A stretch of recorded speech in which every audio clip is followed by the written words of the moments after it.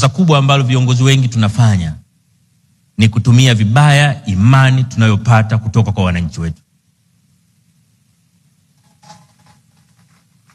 Ukiaminiwa na wananchi, maanake wanakutarajia utumie madaraka waliokupa kwa maslahi ya wananchi, sio kwa maslahi yako.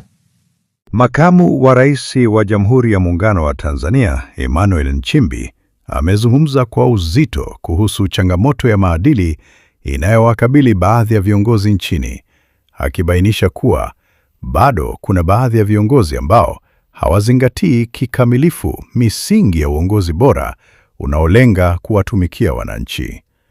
Amesema kuwa uongozi wa umma unapaswa kuwa ni dhamana takatifu inayohitaji uadilifu, uwajibikaji na moyo wa kujitolea kwa ajili ya wananchi wote bila upendeleo. Hata hivyo, ameeleza kwa masikitiko kuwa baadhi ya viongozi hutumia nafasi zao kwa maslahi binafsi, kujinufaisha na kufanikisha matamanio yao ya kibinafsi badala ya kuhudumia wananchi. Amefafanua kuwa hali hiyo huathiri kasi ya maendeleo ya taifa, hupunguza imani ya wananchi kwa taasisi za serikali na hujenga pengo kati ya viongozi na wananchi.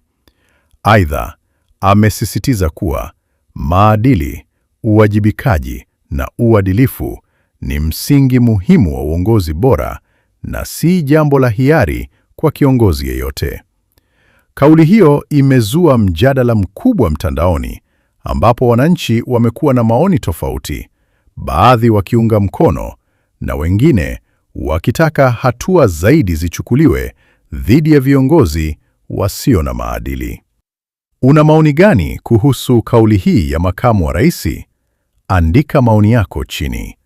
Usisahau kulike, kushare na kusubscribe Mene News kwa habari moto kila siku.